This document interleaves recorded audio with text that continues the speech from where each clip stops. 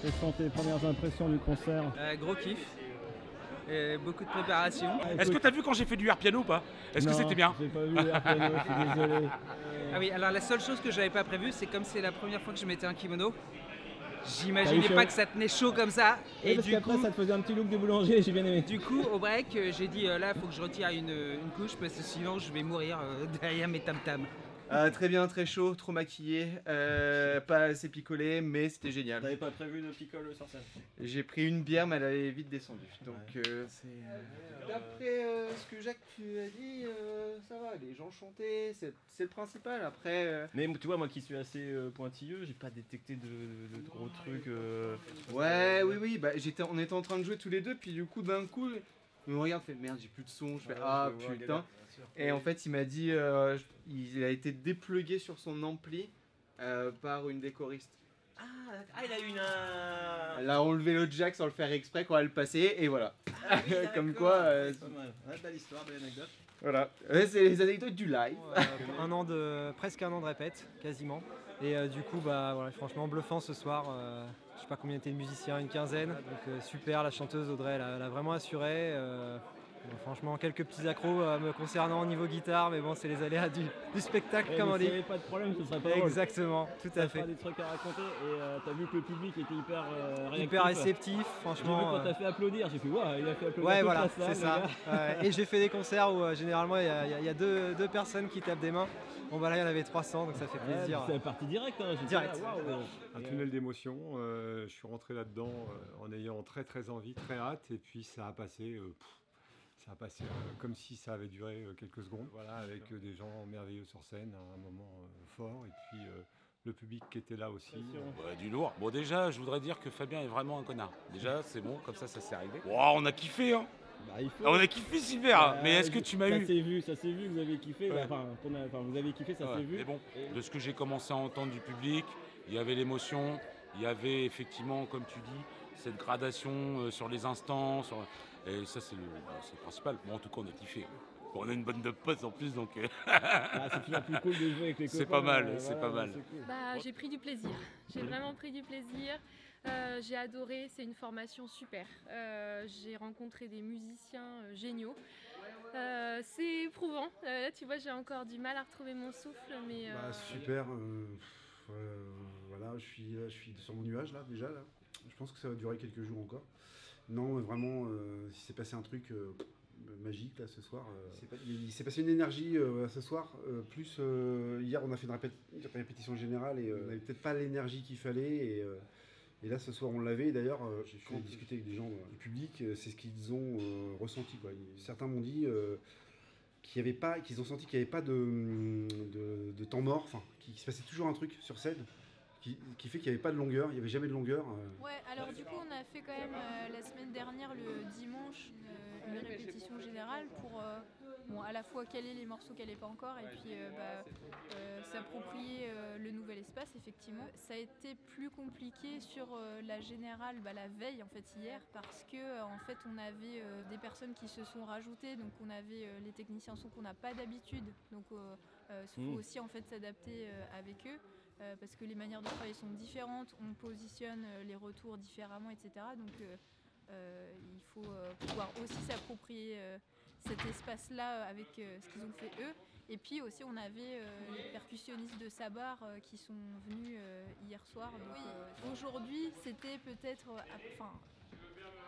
en considérant le tout, c'était le meilleur filage qu'on a fait. Enfin, en tout cas, dans l'énergie, c'est évident que c'était le meilleur filage qu'on a fait parce qu'on était présents et puis il y avait l'énergie du public aussi. Donc, j'interviens sur un solo qui a une importance un peu dans le concert en fait. Si on prend le concert 88 et sur Sésame, c'est un passage qui est assez planant et qui a un moment particulier. Alors, je suis inspiré un peu de ce qu'il a fait. Et après, à force de répète en répète, après c'est mon jeu, c'est mon style qui s'est placé sur la musique et sur ce que je ressens. Les gens ils voient quelque chose de différent, qui a un moment, je dirais, un peu planant, qui amène justement ces nappes d'accords de ce morceau-là qui font tout le morceau, quoi. Apprendre, chanter et danser en même temps, c'est pas facile, mais ça l'a fait. Au début, beaucoup de répètes chant. Et puis vers le mois de septembre, on a fait beaucoup de répètes danse. Donc, ce que j'ai cru comprendre, donc c'était ta sœur Ouais. qui vous coachait pour la Elle danse. nous a coachés pour les Ok. chorés. On a regardé pas mal la vidéo, on a essayé de reproduire un peu. C'était un peu la consigne de reproduire un petit peu l'identique. On n'a pas tout fait pareil parce que c'est pas Ouais, possible. c'est Et ce puis que j'allais parfois, dire, ouais. les filles sont dans le noir, donc on les voit pas. Donc on a inventé un peu des chorés. Et on a simplifié parfois ou parfois un peu accentué certains moments qui étaient un peu phares. Il y a le petit coup de tête. Ouais, c'est ça. Et c'est très saccadé. Tu vois. Ouais, France c'est ça, Gall, il y a c'est un très petit saccadé, côté, c'est très années 80. C'est pas Luco du tout. Ça a été un vrai travail pendant un an, avec voilà, une mise en place, les chorés, ça je le faisais pas, donc ça a vraiment été Ouais, très donc il y a eu un très travail avec Manu, Oui. la sœur de Sandy, Oui, ouais, qui a fait un gros boulot avec vous, qui a dû Ouais. peut-être galérer, je sais pas si elle a galéré avec vous. mais, Je l'ai peut-être fait galérer, ouais, parce que j'avais pas forcément toujours les bons placements. À chaque fois, elle me disait écarte. On parlait bien de secondes pour des placements de jambes. C'est à la fois du coup du chant bien sûr, mais aussi de la danse et puis un côté aussi théâtre parce que faut travailler les intonations de voix quand elle parle au public. Tu sais, c'est comme tu as un texte de théâtre, tu joues aux mots. Là, c'est la même chose. En fait, c'était vraiment un travail de théâtre. Donc, ouais, sur les intonations parlées et aussi évidemment sur les intonations de chant. Puis aussi sur la manière de danser parce qu'elle a une manière de danser vraiment très années 80, saccadée, avec des coups de tête comme ça qui sont Ouais, très. justement, je me suis demandé, je me suis dit, mais elle a travaillé ce truc-là parce qu'en effet, France, Ouais. elle a toujours un petit côté à sa touch à elle. Ouais. Et j'ai vu que tu avais réussi à bien reproduire ça. Et j'ai dit, bah oui, on se laisse porter. Et donc c'était cool. Enfin, moi, Ouais, je me suis ouais. laissé porter, donc c'était cool. J'avais appris les paroles par cœur, Ouais. mais j'avais un prompteur quand même Pour te rassurer. pour me rassurer Puis, au cas où. Sinon, tu l'as tu presque laisses pas un petit beaucoup coup regardé. d'œil. Et puis, En tout cas, j'espère que ça s'est pas vu quand je l'ai fait. Ouais, Un oui. petit coup d'œil Ouais, vraiment petit coup d'œil, furtif. ouais, mais après, vaut mieux avoir un coup d'œil, puis au moins tu te trompes pas. Parce que j'ai dit, si elle connaît toutes les paroles, c'est du sacré boulot quoi, d'apprendre Mais je tout. me suis trompée deux, Mais, trois fois. Mais je oui. pense que ça s'est pas vu parce que. Puis après, on n'entend pas tout non plus, on se laisse aussi un peu porter. Ouais, et puis, ouais. puis après, Et là, j'ai pris beaucoup de plaisir à travailler en français et à travailler à nouveau encore ces histoires d'intonation et tout ça.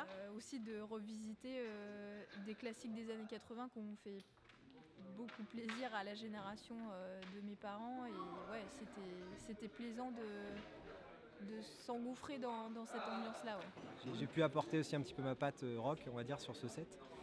Mais c'est vrai que l'esprit du concert de 88, il est très rock. C'est un gratteux bluesman américain qui joue dessus, qui a aujourd'hui 70 ans je crois, voilà, qui joue encore, hein, mais qui a un jeu assez particulier, mais pas non plus hyper 80. Donc c'est ce qui a permis aussi que je rentre dans ce projet assez facilement. Il y a quelques solos qui sont presque à l'identique, mais globalement c'est juste l'esprit que je chope. La progression, on va dire, des notes, c'est-à-dire est-ce qu'il part plutôt des graves vers l'aigu, etc. Après, il y a beaucoup de morceaux qui sont sur la gamme de Do, donc ça m'a facilité aussi le boulot parce que je suis pas un soliste de base, plutôt un guitariste rythmique. Donc c'est vrai que je m'y suis plus retrouvé dans toute la partie gimmick funky. Ça a été assez facile, par contre toute la partie solo assez compliquée parce que c'est un... Mais t'as appris des choses grâce à ce projet Ouais, guitare, exactement, malgré tout, j'avais pas toutes fait de ces solo années de depuis guitare. 10 ans et là j'ai réappris 2-3 morceaux, 2-3 patterns de gamme pentatonique, donc ça dépoussière un peu les doigts. Cool. C'est pas encore ça, mais ça fait du bien et voilà, ça permet de se croire un peu guitare héros par petits moments, on va dire. Finalement, t'étais en backstage la moitié du Ouais, temps. c'est intéressant ce que tu dis. Justement, je viens d'en parler à Christophe Desgardins. Je dis ça, c'est original ça, parce que le concert il était fait comme ça, où les cuivres ils n'ont pas un emplacement dédié quoi. Enfin, en fait, c'est très rare en fait, parce que le pupitre de cuivre est tout le temps, il a son emplacement. En fait, c'est un concert où les cuivres font des apparitions sur les morceaux et tout ça. Et donc, du coup, c'était ça. On se disait, ça sera ça qu'il faudra faire, bien évidemment, et aussi apprendre les morceaux par cœur, quoi. Tout le monde a adhéré aussi au truc, et puis finalement, on se rend compte que c'est tellement bien, quoi. Mais c'était nouveau pour tout le monde de faire des apparitions comme ça pour faire des interventions cuivre et retourner après à notre place, puis attendre, puis voilà. Alors moi j'ai beaucoup écouté France Gall, alors un peu moins maintenant, mais j'ai beaucoup écouté France Gall quand j'étais grand ado et jeune adulte. Je connaissais vraiment très bien cet album-là particulièrement. J'ai travaillé un peu, mais c'était assez naturel parce que justement justement, je les connais très très bien. Tu connaissais le live en question? Je connaissais le live en question. J'ai un souvenir d'une de mes premières bagnoles où j'avais un lecteur de cassette à l'époque. Et j'écoutais ça en boucle quand je faisais beaucoup de route. Donc, finalement, parmi tous ceux que j'ai interrogés, c'est toi qui étais le plus calé sur France Gall, finalement. C'est possible, c'est même probable. Je pense que Fabien, Oui, Fabien aussi, mais Oui. Fabien, comme il faisait pas tout le concert, toi tu as fait quasiment tout le concert, Oui. donc en effet tu avais plus de boulot que Fabien au final. Oui, mais c'est vrai que c'était assez naturel pour moi. Ok. Et toi, tu étais fan de France Gall à la base ou pas? Pas du tout, Pas non. du tout. Et je connaissais très peu de morceaux finalement. Je connaissais Il jouait du piano debout, et là, évidemment. Ouais, les classiques de la radio quoi. Et je finalement, connaissais même pas Babacar. J'avais jamais D'accord. entendu Babacar avant de travailler le projet. Ouais. Il y a un an, quand j'ai eu cette idée-là, il se trouve que c'est Cyril des fois qui me dit ça. Et puis Manu, par exemple, hier, on va dans un bar, Manu, puis hop, elle voit qu'il y a des clips de France Gall. En ce moment, il y a du France Gall qui passe à la radio, il y a des clips. Là, il y avait une dame tout à l'heure, elle m'a dit, c'est quelqu'un qui me dit, la dame, elle veut te parler parce qu'elle a retrouvé sa place, elle est allée voir France Gall, la tournée du 88, et elle va te montrer sa photo de sa place. Et donc, elle m'a montré la photo de sa place, son ticket, son billet. Et voilà, elle m'a donné la date, elle m'a montré la date, ouais, j'y suis allé, et elle m'a dit, ah non mais franchement, je m'y croyais. Je m'y croyais. C'est la meilleure récompense. Non, c'est carrément ça. En fait, il y en a plein qui ont écouté cet album-là. Je suis allé chez mon kiné il y a 2 jours. En ce moment, je organise un concert, ça. Il me dit, c'est quoi comme concert? Je dis, c'est France Gall, je reproduis la tournée 88.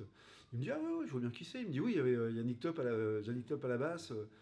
Je dis, oui, carrément. Et il me dit, ouais, au clavier, il y avait les frères. Oui, les frères Perratonnerre. Il me dit, et là, le gars, il me dit, mais la chanteuse, elle aura la bannière, là. Il avait très bien le concert en tête. Marrant, ouais. Il me dit, même les gens dans le public, j'avais l'impression la surprise qu'on a fait de ne pas faire Ella, parce qu'en fait Ella, on l'a fait en bis. Et du coup, à un moment donné, quand on a dit on en fait une petite dernière, on ne pouvait pas s'empêcher de la faire. Et là, on a entendu les gens du public, oui, Ella, machin truc. Donc rapidement, quand j'ai exposé ça, déjà avant tout, j'étais super heureux. Quand je l'ai exposé, à ce que chaque personne me dise ok, super, carrément, tu peux compter sur moi. Et j'ai pas eu trop de difficultés par rapport à ça. Donc d'entrée, j'adhérais et je me suis dit, c'est parti, quoi. J'ai repris contact avec des anciens musiciens, notamment le batteur Dominique. Moi, j'étais ado, lui, il était jeune adulte, il donnait déjà des cours ici, à Montville. Et en fait, l'année dernière, je me suis dit, tiens, il y a un batteur qui pourrait faire le taf sur ce truc-là, c'est Dominique, quoi. Donc je l'ai appelé, je me rappelle très bien, je l'appelle, j'étais sur le parking de Montville, je l'appelle dans ma voiture, je dis, tiens Dominique, j'ai un projet, machin truc, est-ce que ça te dit? Donc j'étais trop content de le revoir, mais 20 ans après, quoi, j'avais pas revu Dominique depuis. Donc c'est un batteur qui est au clic, donc c'est tout le temps carré, enfin bon bref.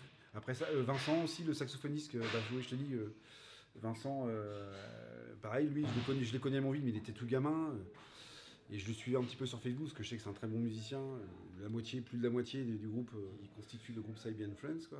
Voilà. Audrey, comme j'ai expliqué tout à l'heure, moi j'ai mis une annonce pour chercher la chanteuse. Et puis rapidement, Cyril m'avait dit non mais attends, mais sinon moi je pense à Audrey, tu vois qui c'est Audrey? Je dis ouais, c'est clair. Je dis ouais, puis en plus Audrey blonde. Ça peut aider quand tu veux faire du France Gall, quoi. J'ai appelé aussitôt Audrey et elle avait vu sur mon annonce. Elle me dit ouais, carrément, moi ça me botte et tout. Puis après le trompettiste à la base ça devait être Julien Écrepon, très très bon trompettiste. Donc il m'a rencalé sur Christophe Desgardins, très bon trompettiste. Bruno je le connaissais, l'autre clavier je le connaissais parce que j'avais déjà joué avec lui. Et donc chacun est arrivé avec ses compétences aussi dans d'autres domaines que de jouer de son instrument en fait. Qu'est-ce que tu voudrais dire aux copains qu'on joue avec toi? Je les remercie encore du fond du cœur. J'estime, parce que c'est ce que je dis, il faut toujours quelqu'un il faut toujours quelqu'un qui amène un projet. Il y a toujours un qui amène un projet. Et donc du coup, quand t'es aidé rapidement sur de la générosité, sur des compétences que chacun peut amener sur des trucs, et puis finalement de se rendre compte que ce que j'ai proposé, ils ont tous adhéré rapidement. Je les remercie vraiment beaucoup. Et un petit mot pour Fabien? Fabien, respect franchement, parce que déjà il m'a recruté, donc c'est quand même un sacré pari.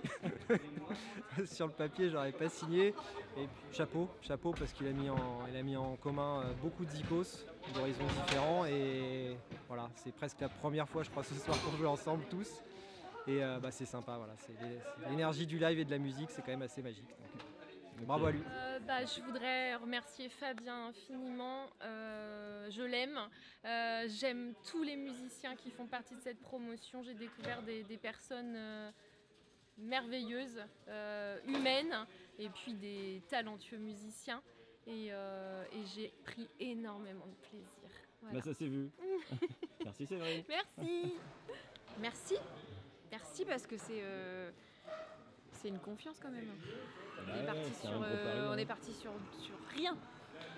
Il savait un petit peu pour la danse, mais le chant c'était un peu vague et puis c'était chouette, trop chouette. Un garçon merveilleux qui m'a fait rencontrer plein d'autres personnes merveilleuses et voilà, c'est un bonheur de travailler avec lui, c'est un bonheur de se faire porter par lui parce qu'il a porté ce projet-là de façon magistrale. Et puis je lui serai jamais assez reconnaissant de m'avoir embarqué dans cette belle aventure. Je te dis, j'ai rencontré plein de gens magnifiques et puis c'est un moment ce moment sur scène et puis tous les moments qu'il y a eu avant, les préparations et les répétitions. C'est des moments de partage, vraiment je kiffe l'équipe, quoi. Donc tu re-signes pour le prochain concert avec les deux mains. De toute façon il le sait, il le sait parce que je lui ai dit mais pour moi personnellement c'est le meilleur projet créatif que j'ai fait de toute ma vie. Enfin, il y a tout, il y a à la fois le plaisir de chanter, de danser, de faire du travail scénique, de faire du travail théâtral et en plus de ça on est qu'avec des gens qu'on adore, quoi. Enfin, je dis que c'est un projet bisounours parce que à la fin de chaque répète tout le monde vient se dire c'était génial de répéter encore avec toi, c'est trop bien ce que tu as fait à ce moment-là, etc. Et ça c'est hyper rare dans les projets comme ça. Donc c'est vraiment lui qui a réussi à réunir tous ces gens-là, quoi, qui s'adorent et qui font un projet qu'ils adorent faire ensemble, quoi.